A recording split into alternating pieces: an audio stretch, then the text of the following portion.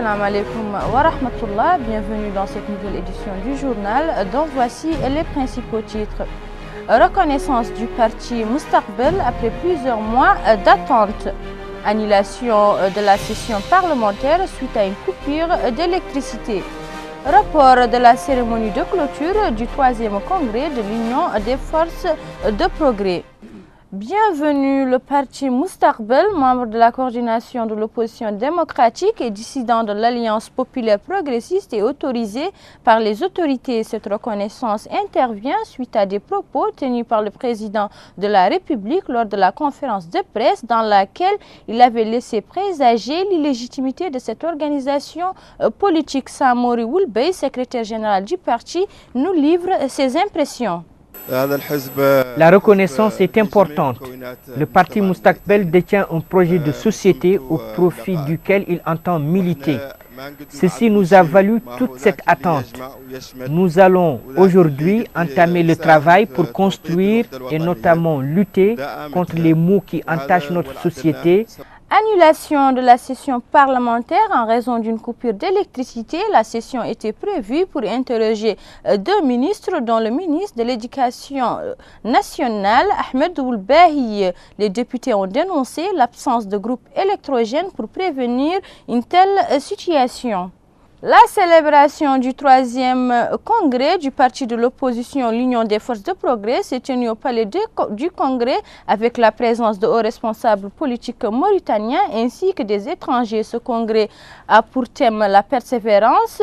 La cérémonie d'ouverture du 3e congrès du parti politique de l'opposition, l'Union des forces de progrès, s'est tenue au palais du congrès de Nouakchott sous le thème Congrès de la persévérance. À cette occasion, plusieurs hauts responsables gauchistes africains se sont déplacés pour y assister. C'est ainsi que Mme Aminata a prononcé un discours de bienvenue à tous les responsables politiques présents à ce congrès. Cet accueil chaleureux était également accompagné de l'hymne du parti. Par ailleurs, M. Mohamed Ould-Mawloud, président de l'Union des forces du progrès, qui a précédé Ouldada depuis le premier congrès de ce parti en 1998, a souligné plusieurs points importants qui sont les objectifs principaux de ce parti.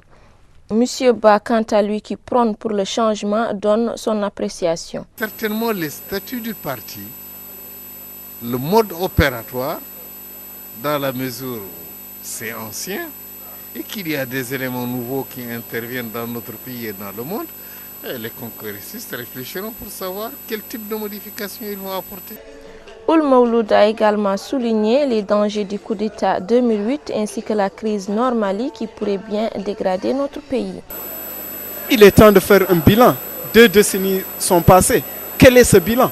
Ce bilan, il est mitigé puisque la démocratie, c'est le pouvoir du peuple pour le peuple.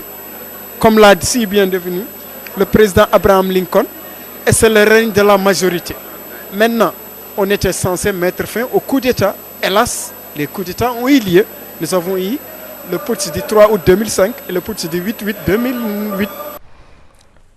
Monsieur le président du parti parrain, représentant de la communauté malienne, a attribué dans son discours le message de la communauté qui demande l'aide à tous les pays africains. D'autre part, les représentants des partis socialistes sénégalais, tous présents pour la même cause, prononcée dans le discours de M.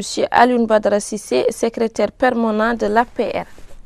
À ce congrès étaient présents aussi des figures maghrébins comme le représentant du Parti socialiste marocain et le ministre sahraoui qui appelle l'IFP pour débattre pour le changement tous ensemble pour l'IF qui n'est rien d'autre que l'avancement de l'Afrique. Le parti Union des forces de progrès a reporté d'un jour la clôture de son 3e congrès ordinaire ouvert depuis jeudi. Dans une interview accordée à notre chaîne et dont l'intégrité sera diffusée ultérieurement, le ministre d'État sénégalais Abdoulaye Bathily, présent à Nouakchott pour le congrès de l'Union des forces de progrès, nous fait une analyse approfondie sur les solutions possibles pour la reconquête du Nord Mali.